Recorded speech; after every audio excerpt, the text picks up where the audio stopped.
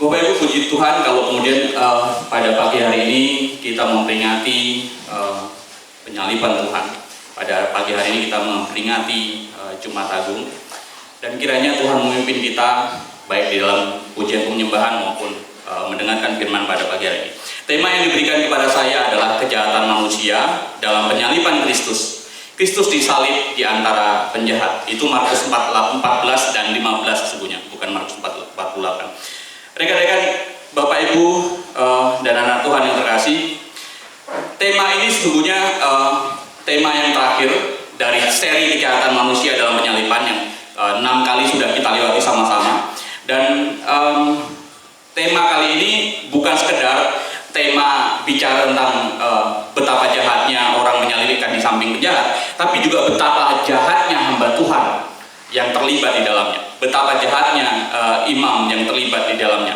Karena itu kita pagi hari ini akan melihat ironi seputar bukan hanya pada peristiwa penyaliban, tapi di sekitar penyaliban, bagaimana lebih condong mengarah kepada kejahatan ya lembaga keagamaan, kejahatan hamba Tuhan, kejahatan para imam yang dan kekurangan ajaran mereka terhadap Kristus. Karena itu saya mengajak kita membuka di dalam Markus 14 ayatnya ke 53 sampai dengan 65, lalu kemudian melompat ke Markus 15. Bapak Ibu saudara, kita berdiri, kita akan baca bersama-sama. Saya membaca ayatnya 53, Bapak Ibu membaca ayat 54 dan seterusnya. Di bawah perikop Yesus di hadapan mahkamah agama. Kemudian Yesus dibawa menghadap imam besar, lalu semua imam kepala, tua-tua, dan ahli Taurat berkumpul di situ.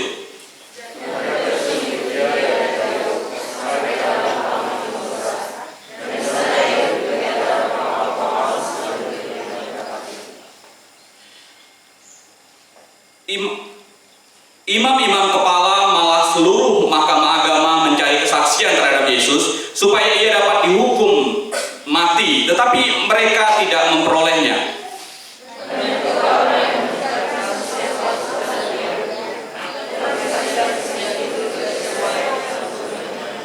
Lalu beberapa orang naik saksi melawan dia dengan tuduhan palsu ini.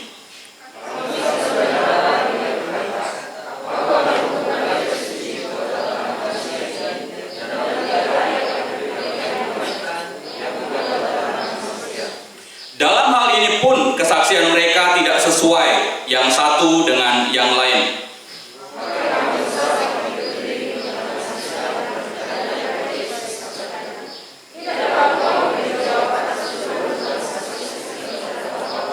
Tetapi ia tetap diam dan tidak menjawab apa-apa. Imam besar itu bertanya kepadanya sekali lagi, katanya, "Apakah engkau Mesias, anak dari yang terpuji?"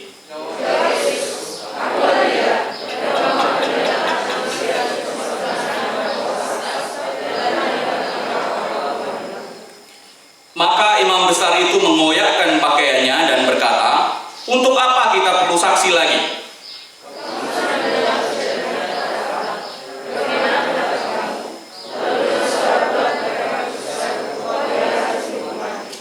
Lalu mulailah beberapa orang meludahi dia dan menutupi mukanya dan meninjunya sambil berkata kepadanya, 'Hai Nabi, cobalah terka.' Malah para pengawal pun memukul dia." Kita lanjut kepada Markus 15, Yesus di hadapan Pilatus. Bapak Ibu membaca ayat yang pertama, saya akan kedua, dan kita seterusnya. Silakan.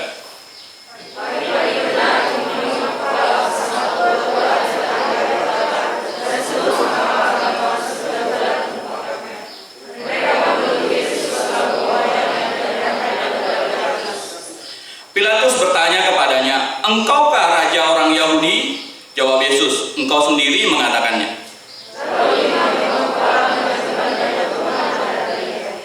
Pilatus bertanya pula kepadanya, katanya, "Tidakkah engkau memberi jawab? Lihat betapa banyaknya tuduhan mereka terhadap engkau."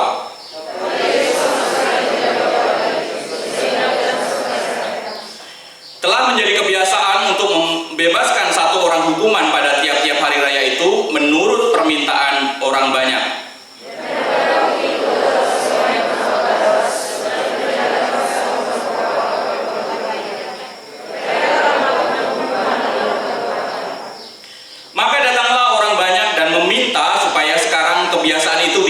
juga?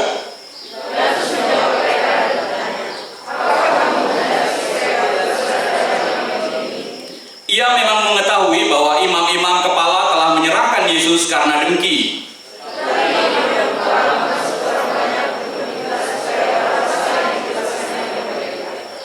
Pilatus sekali lagi menjawab dan bertanya kepada mereka, "Jika begitu, apakah yang harus kuperbuat dengan orang yang kamu sebut raja orang Yahudi ini?"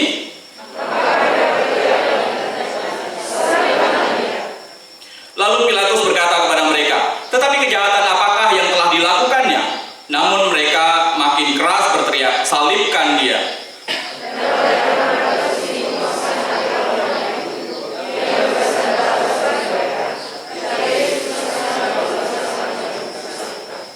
Silakan duduk. Demikian jauh bacaan firman Tuhan. Berbahagialah kita yang boleh membaca, merenungkan firman itu di dalam hidup kita hari demi hari. Bapak Ibu yang terkasih, pagi hari ini kita diajak melihat bagaimana lagi-lagi ironi di sekitar penyaliban. Lagi-lagi melihat sesuatu yang memprihatinkan di seputar penyaliban. Bukan hanya bicara soal bagaimana Yesus disalibkan di samping para penjahat, tapi bagaimana peran hamba Tuhan yang menyelatkan Yesus, ya, yang menginginkan penyaliban Yesus disandingkan bersama penjahat, dan bagaimana peran hamba Tuhan memperlakukan Yesus layaknya seperti penjahat. Karena itu kita melihat, belajar bersama, melihat bersama bagaimana dan ironi di balik semua peristiwa ini. Yang pertama adalah bagaimana Yesus ditangkap dan diperlakukan seperti penjahat. Bapak Ibu yang terkasih dalam Tuhan, waktu Yesus masih berbicara di Markus 14 ayat 43, waktu Yesus masih berbicara, muncullah Yudas, salah seorang dari ke-12 murid itu, dan bersama-sama dengan serombongan orang yang membawa pedang dan pentung, disuruh oleh imam-imam kepala, ahli-ahli Taurat, dan tua-tua. Dan kemudian waktu penyangkapan, Yesus merespon, kata Yesus kepada mereka, "Sangkamu aku ini penyamun, maka kamu datang lengkap dengan pedang dan pentung untuk menangkap aku?" Bapak Ibu yang terkasih, hamba Tuhan, para imam dan ahli kitab suci memerintahkan serombongan orang untuk menangkap Yesus lengkap dengan senjata mereka. Mereka menangkap Yesus dan kemudian Yesus memprotes perlakuan tersebut. Kenapa? Bagi dia, Yesus nggak perlu dibawain serombongan pasukan. Yesus tidak perlu kemudian ditangkap dengan membawa pedang, membawa perlengkapan seperti perlengkapan perang seperti itu, membawa pedang dan pentungan untuk menangkap Yesus. Tidak perlu. Kenapa? Kristus bukan penjahat. Kenapa? Karena Kristus bukanlah pendosa. Kristus tidak perlu dilakukan seperti itu. Dan karena itu dia memprotes hal ini. Bapak Ibu terkasih dalam Tuhan, apakah kemudian kalau Yesus tidak dibelenggu, tadi dikatakan di kitab suci ada dibelenggu juga. Apakah kalau kemudian Yesus tidak kemudian diikat, Yesus kemudian kalau tidak dibawakan oleh sekelompok pasukan dengan persenjataan lengkap, apakah dia akan lari? Apakah Yesus kalau tidak dibawakan rombongan pasukan dengan senjata yang lengkap, maka Yesus akan melawan? Apakah Yesus akan mengorbankan anak buahnya untuk melindungi dia, untuk membacking dia? Apakah Yesus penjahat berbahaya? Apakah Yesus penjahat yang bisa mengancam jiwa petugas sehingga diperlukan pasukan sebanyak itu? Bapak Ibu, apakah Yesus ini seperti teroris? Apakah Yesus teroris sehingga mengancam jiwa banyak orang? Bapak Ibu, di tempat atau di Injil yang lain, bahkan Yesus justru gentle, bahkan Yesus justru berani menunjukkan dirinya. Ini yang kamu cari. Dan itu mengagetkan para pasukan ini. Ini yang kamu cari. Sayalah yang kamu cari. Kata Yesus. Bapak Ibu terkasih, justru hal itu menunjukkan Yesus tidak takut dengan mereka. Ya, walaupun begitu, bagaimana cara mereka memposisikan Yesus seperti penjahat, itulah yang kemudian diprotes oleh Yesus. Yesus selama ini pun tidak bersembunyi. Yesus tidak takut, ya. Yesus tidak bersembunyi selama ini. Selama ini ada bersama dengan mereka di Bait Allah, bersama dengan mereka. Dan kalau kemudian kita lihat di Injil yang lain, bagaimana Yesus tidak mengorbankan murid-muridnya untuk membackup dia, membackingi dia, seperti banyak para pemimpin lain yang kemudian mengorbankan anak buahnya supaya dirinya selamat, pemimpinnya selamat dulu. Bapak terkasih, Yesus bukan teroris, Yesus bukan penyamun, ya. Tapi lihat, dia ditangkap, diperlakukan, bahkan dipermalukan, ya, layaknya seperti penyamun, layaknya seperti penjahat. Padahal dia bukan pelaku kejahatan, tapi diperlakukan seperti menangkap para teroris dan orang berbahaya yang lainnya. Seperti orang yang kemudian takut buruannya itu akan lepas. Seperti orang yang takut Yesus akan melarikan diri. Seperti orang yang takut kemudian kalau Yesus itu akan dan kelompoknya itu akan melawan. Ya, Yesus juga seperti telah disinggung di awal tadi. Dia bukanlah residivis. Ya, dia tidak sedang ada dalam kondisi pelarian. Yesus itu tidak bersembunyi di mana-mana. Yesus setiap saat ada bersama-sama dengan umat, bersama-sama dengan pakar Taurat tadi, bersama-sama dengan ahli agama tadi itu. Ya, Markus 14:49 ayat 49 menyebutkan, padahal tiap-tiap hari aku ada di tengah-tengah kamu, mengajar di bait Allah, dan kamu tidak menangkap aku. Tetapi haruslah digenapi yang tertulis dalam kitab suci. Bapak terkasih, setiap kali Yesus ada bersama dengan mereka, setiap kali Yesus di bait Allah bersama-sama mereka, Yesus mengajar mereka, Yesus mendidik mereka, Yesus memberikan pengertian kepada mereka, Yesus menjadi guru bagi mereka. Tapi respon mereka sungguh keterlaluan. Yesus yang dipanggil sebagai guru itu, yang diberikan kesempatan untuk mengajar, yang diberikan ruang, yang diberikan panggung untuk mengajar, tapi diperlakukan lebih daripada pesakitan, lebih daripada narapidana. Ya, Bapak terkasih, di mana hormatnya? Di mana wibawa seorang guru? Betapa jahatnya manusia yang memperlakukan guru, apalagi ini adalah Tuhannya, seperti penjahat semikian. Bukankah guru memang patut mendapat kehormatan? Bukankah guru memang patut mendapat dihargai oleh muridnya, walaupun itu tidak diharapkan? Tapi lihat perlakuan para murid kalau dikondisikan seperti itu, karena Yesus mengajar dan dia dipanggil guru. Sungguh kurang ajar, luar biasa kurang ajar. Memposisikan Yesus seperti penjahat, itu yang pertama. Bapak Ibu terkasih, kita lihat betapa jahatnya manusia, dan khususnya betapa jahatnya hamba Tuhan, betapa jahatnya ahli agama, betapa jahatnya mahkamah agama. Yang kedua adalah kejahatan yang kedua, ironi di balik itu semua adalah bagaimana ada peradilan sesat yang dilakukan oleh mahkamah agama. Bapak Ibu terkasih dalam Tuhan, bukankah lembaga peradilan itu adalah lembaga yang bernama Tabat? Bukankah lembaga peradilan itu adalah tempat menggantungkan nasib orang untuk mencari keadilan? Bukankah lembaga pengadilan harusnya memunculkan kebenaran yang objektif? Harusnya memunculkan keadilan bagi semuanya. Tapi kalau kemudian jika pengadilan menjadi ajang untuk mencari kesalahan orang, maka bukankah itu bisa dinamakan sebagai pengadilan yang sesat? Dan kalau apalagi parahnya kalau kemudian pengadilan itu dilakukan bukan oleh lembaga umum, tapi oleh lembaga yang mengatasnamakan agama, oleh lembaga yang mengatasnamakan sesuatu yang memiliki standar spiritual yang lebih tinggi, maka itu menjadi jauh lebih jahat lagi. Bapak Ibu, apa yang dilakukan oleh mahkamah agama dalam peradilan yang sesat itu? Yang pertama, kalau kita lihat seperti yang terjadi dalam peradilan atau proses pengadilan kepada Yesus yang sudah kita baca tadi. Pengadilan sesat yang dilakukan oleh mahkamah agama tidak hanya tidak bermartabat, tapi juga tidak berintegritas. Kenapa? Harusnya mereka mencari kebenaran, harusnya mereka mencoba mendapatkan kebenaran, aletheia itu, sesuatu fakta yang benar, sesuatu yang nyata-nyata benar. Tapi apa? Mereka justru mencari-cari kesalahan Yesus. Mereka mencari kesalahan Yesus itu seperti apa, lalu kemudian dicari pembenaran supaya salahnya itu diperkuat lagi. Lalu kemudian mereka harusnya dalam konteks peradilan keagamaan seperti ini, harusnya itu seperti tabayun kalau kata orang muslim, kalau teman-teman kita muslim. Tabayun itu lebih kepada klarifikasi.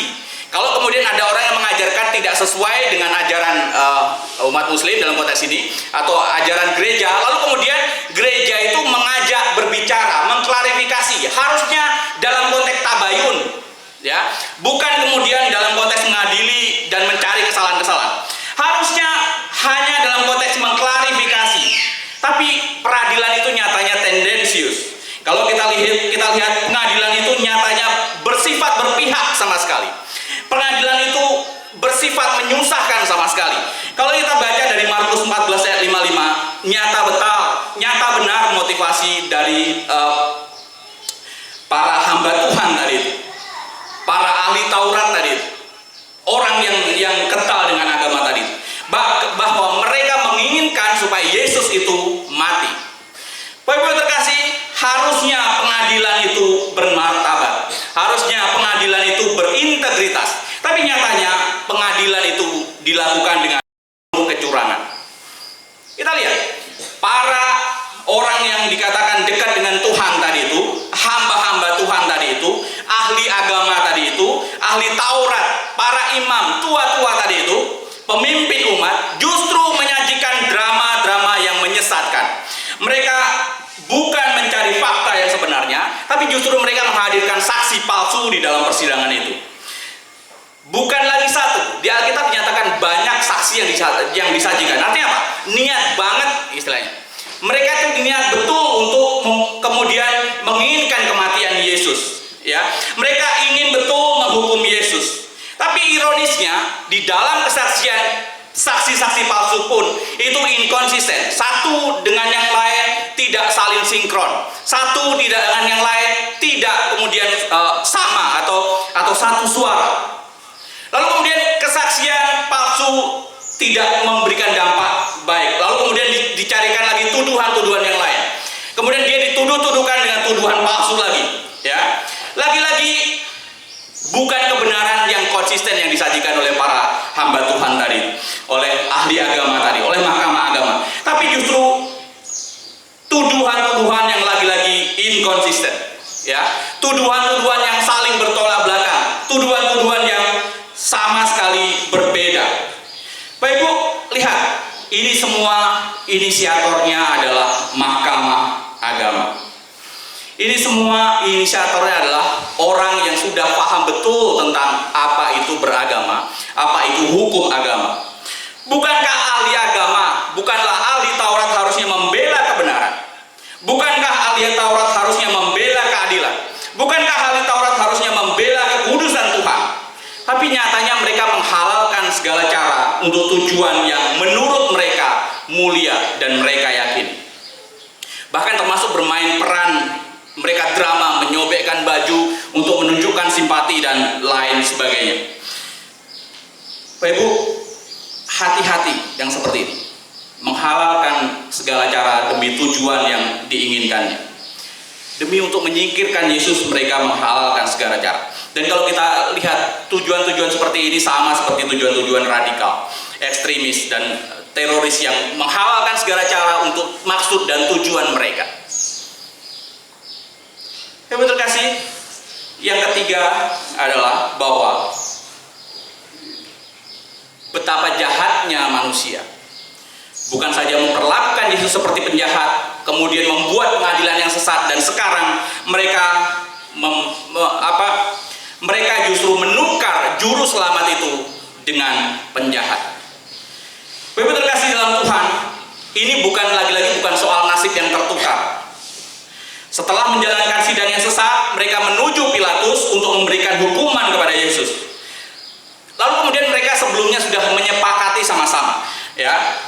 Mereka akan melancarkan apa yang akan diberikan, apa yang akan dituduhkan nanti di sana. Dan kesepakatan ini lagi-lagi adalah kesepakatan di antara hamba Tuhan, ya, di antara pemimpin agama, di antara ahli-ahli kitab, ahli Taurat.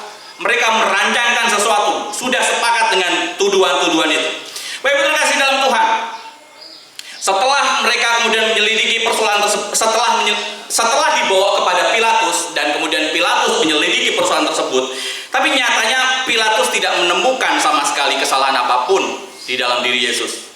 Bahkan kalau kemudian kita baca, Pilatus berencana untuk membela Yesus dan mengajukan pembebasan seperti kebiasaan setiap tahunnya. Apakah raja orang Yahudi ini yang akan kita bebaskan? Tapi apa? Lagi-lagi lihat, hamba Tuhan, ahli agama, ahli kitab, masyarakat, ya, tidak menginginkan Yesus untuk dibebaskan. Lagi-lagi kekurangan ajaran ahli agama muncul di sini. Mereka memprovokasi massa untuk mendukung keputusan mereka bahwa hamba Tuhan, ahli agama, ahli kitab memprovokasi untuk meminta Yesus disalibkan dan kemudian melepaskan orang yang jahat luar biasa bagi mereka, untuk melepaskan Barabas sebagai gantinya. Betul kasih Tuhan, benar, tapi diinginkan justru kematiannya. Kristus yang benar, dia bukan penjahat, bukan pendosa, tapi justru diinginkan matinya. Dia mau dia disalib. Lalu kemudian bahkan Pilatus yang tidak menemukan kejahatan pada diri Kristus sekalipun, itu tidak menjadi pertimbangan bagi hamba Tuhan dan kelompoknya. Mereka justru memilih penjahat daripada orang benar. Lagi-lagi ini ironi hamba Tuhan. Lagi-lagi ini ironi ahli kitab. Bapak terkasih dalam Tuhan, seperti kita tahu bagaimana Barabas yang penjahat besar itu justru mendapat simpati dari ahli kitab suci. Barabas yang penjahat besar itu justru mendapat simpati dari banyak orang, dari ahli agama. Seperti kemudian melegalisasi kejahatannya. Toh saya ini dibela oleh ahli agama. Padahal selama ini Barabas justru meresahkan mereka. Padahal selama ini Barabas justru merugikan mereka. Ya. Tapi lihat, mereka justru lebih baik memilih orang yang tidak baik ini, yang walaupun merugikan ini, daripada harus memilih orang yang tidak disukai. Siapa? Yesus. Barabas sudah jelas kriminal, justru dipilih oleh pemimpin-pemimpin Yahudi untuk dibebaskan menggantikan Yesus yang tidak bersalah. Barabas jelas-jelas dia adalah seorang narapidana, karena itu dia dipenjarakan. Dan karena apa dia dipenjarakan? Karena perbuatan anarki, karena perbuatan pemberontakannya, karena pembunuhan yang dilakukannya, karena perampokan-perampokan yang dilakukannya. Bapak Ibu, di sini lagi-lagi kebobrokan dalam proses peradilan ditunjukkan. Bukan itu saja, kebobrokan dan korup dalam proses demokrasi pun dimunculkan. Yang tidak bersalah diinginkan mati, walaupun aparat tidak menemukan kesalahannya. Tapi yang bersalah, yang sudah jelas-jelas bersalah, yang sudah dipenjara, justru dipilih untuk dibebaskan. Karena apa? Suara terbanyak. Karena demokrasi, pilihan orang banyak, pilihan hamba Tuhan, pilihan ahli kitab, dan lain sebagainya. Provokasi ahli agama. Bukankah mereka tahu standar moralitas? Bukankah ahli agama tahu standar kebenaran? Bukanlah ahli agama tahu standar keadilan? Bahkan mereka juga tahu mereka harus memihak kebenaran. Mereka harus tahu bagaimana mereka harus memihak keadilan. Mereka tahu bagaimana mereka harus menyuarakan suara kenabian. Ya. Tapi justru mereka memilih ketidakadilan, memilih yang jahat, memilih yang tidak benar, memilih yang tidak adil. Ya. Pertanyaan adalah, sudah sebobrok itukah kemudian standar moral para pemimpin agama pada waktu itu? Bapak terkasih, sebagai hamba Tuhan, sebagai pemimpin umat, pemimpin agama, sebagai guru sekalipun, mungkin kita mengerti jauh lebih banyak daripada murid-murid kita. Guru tahu lebih banyak daripada murid-muridnya. Hamba Tuhan tahu lebih banyak daripada jemaat-jemaatnya. Guru paham standar baik itu seperti apa. Tapi bukankah banyak kali kita justru melanggar apa yang kita pandang, yang kita buat standarnya sendiri. Dan hari ini kita ditunjukkan betapa memalukannya hamba Tuhan yang memiliki standar moral tinggi lalu kemudian melanggarnya sendiri. Bahkan justru melawannya. Ironi. Yang terakhir adalah kita lihat bagaimana kejahatan manusia, bahwa Yesus disalibkan bersama penjahat. Bapak Ibu, saya ingin arahkan kita kepada apa itu salib. Salib itu pada dasarnya itu adalah sebuah kayu sulaan atau balok yang berdiri, itulah dinamakan sebagai sebagai salib, sebagai kalau bahasa Yunani itu stauros, lalu kemudian bahasa Latinnya kruk atau crucifixio. Crucifixio ya. Lalu kemudian dalam konteks lebih luas lagi, salib dipakai sebagai alat untuk istilah salib dipakai sebagai alat untuk menghukum, dan konteksnya itu saja adalah hukuman mati. Salib adalah alat penyiksaan dan penghukuman mati, tempat mengikat atau memakukan tubuh orang yang terkutuk. Dan bentuknya pun macam-macam, bukan hanya seperti salib seperti dalam penyaliban Yesus. Ada salib berbentuk T, lalu kemudian salib berbentuk X, dan salib seperti seperti yang kita kenal sekarang ini, ya, waktu penyaliban Yesus. Tapi apapun bentuknya, seperti apapun bentuknya, tapi sesungguhnya esensinya tetap sama, intinya tetap sama, bahwa salib itu, siapapun yang tersalib, dia adalah terkutuk. Siapapun yang tersalib, penyaliban itu adalah sebuah kutukan, ya. Siapapun yang tersalib itu adalah penuh dengan penghinaan. Jadi salib itu ditujukan untuk menghinakan orang. Salib itu adalah untuk menunjukkan manusia yang disalib itu adalah manusia yang terkutuk. Dan kemudian salib intinya itu sesungguhnya adalah penderitaan. Kenapa? Penderitaan itu menjadi tujuan utama mereka. Tujuan penyaliban adalah penderitaan yang berlangsung lama. Bapak Ibu yang terkasih, maka tidak heran kalau kemudian Kompas Sains pun menyebut salib sebagai hukuman yang paling brutal. Kenapa? Esensi salib adalah rasa sakit yang lama itu. Esensi salib adalah penderitaan yang lama itu. Coba Bapak Ibu bandingkan dengan hukuman mati lainnya. Misalnya kursi listrik, misalnya hukum gantung, atau suntikan mati, atau kamar gas, atau tembak mati dan lain sebagainya. Itu berlangsung dalam waktu yang singkat. Tapi lihat dengan salib. Kalau misalnya kita merujuk kepada penyaliban Yesus, mulai dari jam 9 sampai jam 3, kemudian orang itu harus, atau Kristus harus merasakan penderitaan yang luar biasa. Lemah tubuhnya, kehausan yang luar biasa, sakit pada luka-lukanya, sakit menahan tubuhnya. Semua terjadi selama itu. Dan memang seperti itulah tujuannya salib. Untuk kemudian menunjukkan rasa sakit yang lama dan penderitaan yang lama. Karena itu diharapkan ini menjadi semacam menimbulkan efek jera bagi orang supaya tidak melakukan kesalahan yang besar dan pada akhirnya dihukum dengan salib. Dan apalagi kalau kita lihat penderitaan salib pun bukan hanya pada penyalibannya itu sendiri, proses sebelumnya pun kalau kita perhatikan itu pun sudah sangat menderita, baik penderitaan psikis maupun penderitaan fisikly. Kita lihat bagaimana Yesus diolok-olok, Yesus dicaci maki, Yesus disesah, Yesus dicambuk, ya. Yesus harus membawa kayunya sendiri, ya. Lalu kemudian tangan dan kakinya harus dipaku. Belum lagi bicara soal pematahan kaki, ya, supaya cepat mati. Lalu kemudian menusuk lambungnya supaya memastikan Yesus itu mati. Dan ini diperlakukan sama dengan yang lain pun diperlakukan seperti ini. Mereka harus membawa salib itu ke tempat pembantaiannya sendiri. Mereka diolok-olok, dicaci maki dan lain sebagainya.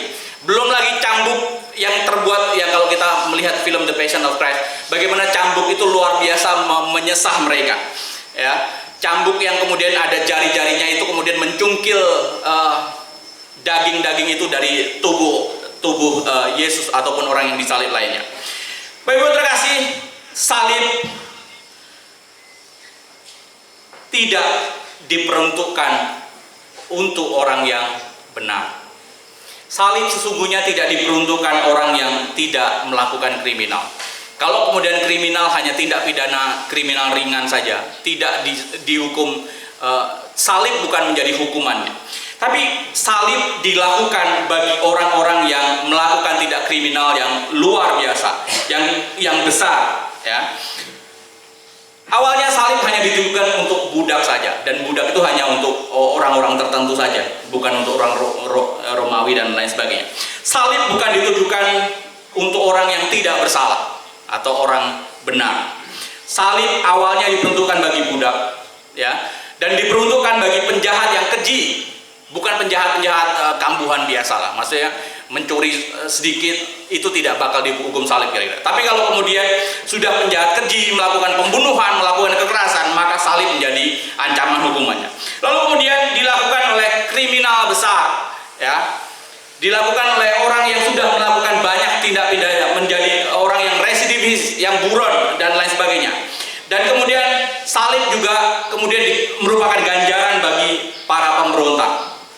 Karena itu kalau orang menyalibkan orang yang tidak bersalah, maka itu sesungguhnya adalah sesuatu yang fatal, kesalahan yang besar dalam penyaliban. Dan dengan demikian kalau kemudian Kristus disalibkan, sesungguhnya Kristus dalam konteks ini dianggap sebagai orang yang sangat-sangat bersalah. Kristus dianggap sebagai disetarakan dengan penjahat yang besar yang patut mendapat hukuman itu. Kristus patut menurut mereka mendapat hukuman berat, patut mendapat hukuman maksimal. Padahal Kristus dihukum bukan karena dosa yang dilakukan. Bapak terkasih, Kristus disalib karena penyalahgunaan otoritas para imam. Kristus disalib karena provokasi ahli Taurat, hamba Tuhan. Kristus disalib karena penyalahgunaan dukungan, ya, penyalahgunaan suara terbanyak demokrasi dalam hal ini, penyalahgunaan lembaga peradilan agama dalam hal ini. Lalu kemudian Yesus disalib karena konspirasi politik. Bagaimana Pilatus kalau di Injil lain disebutkan ya karena ingin menyukakan orang-orang Yahudi pada waktu itu supaya dia dapat simpati, lalu kemudian Pilatus memberikan Yesus untuk disalibkan.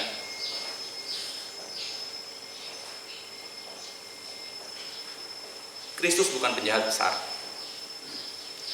Kristus bukanlah pendosa. Alkitab mengatakan bahkan dia tidak mengenal dosa sama sekali itu apa. Memang dia pernah dicobai, tapi Ibrani menjelaskan ketika dia dicobai pun dia tidak melakukan perbuatan dosa. Dia tidak mengenal apa itu dosa. Dia tidak mengenal apa itu perbuatan salah. Dan dalam konteks ini pun dibuktikan oleh Pilatus bahwa dia tidak menemukan. Lalu atas dasar apa orang menyalibkan dia? Bukankah itu kekurang ajaran manusia? Bukankah itu kejahatan manusia?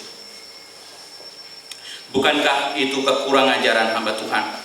Bukankah itu kekurang ajaran ahli Taurat yang kita temui?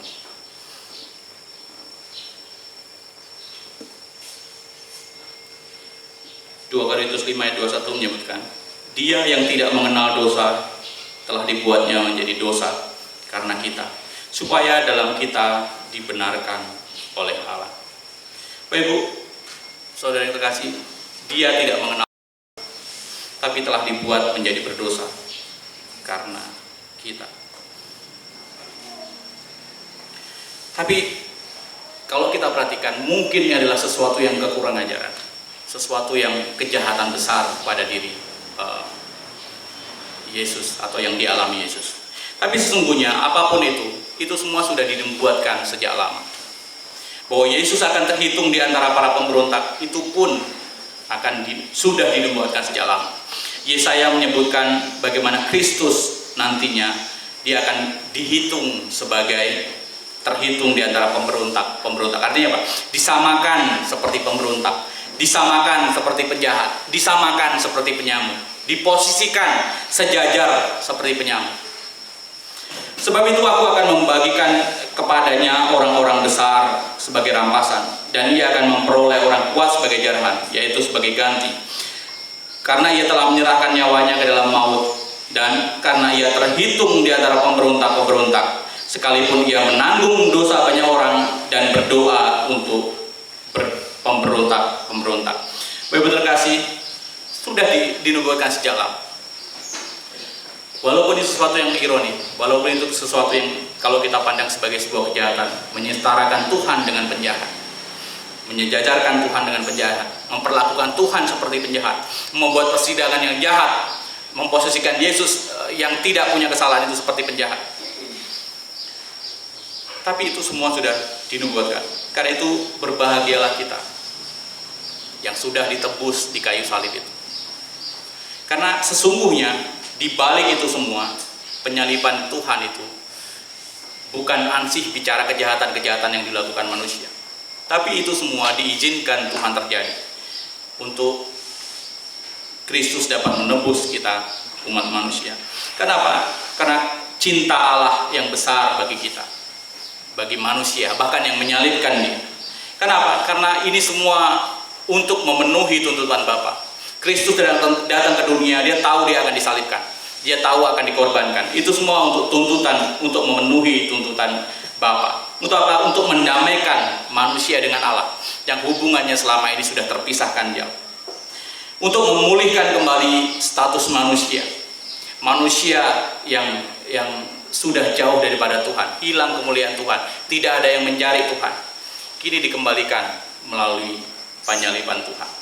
Bapak terkasih, biarlah pagi hari ini kita diingatkan, walaupun di balik segala kejahatan yang oleh manusia lakukan, 6 kali kita sudah belajar tentang hal itu, dan kemudian pada hari ini kita diingatkan kembali tentang kejahatan manusia, bagaimana menjejarkan Tuhan dengan penjahat, dan itu dilakukan oleh hamba Tuhan, dan itu dilakukan oleh ahli Taurat, dan dilakukan oleh para imam yang mengerti betul apa itu kebenaran. Tapi di balik semua itu, kita semua percaya dan tahu bahwa di belakang salib ada anugerah Tuhan yang luar biasa untuk kita. Ada anugerah Tuhan yang pengorbanannya akan kita peringati di dalam perjamuan kudus pada pagi hari ini. Kiranya Tuhan memimpin kita, Tuhan menolong kita dapat mengerti firman Tuhan, dan pada akhirnya lebih lagi dapat melakukan firman itu dalam hidup kita. Mari kita berdoa.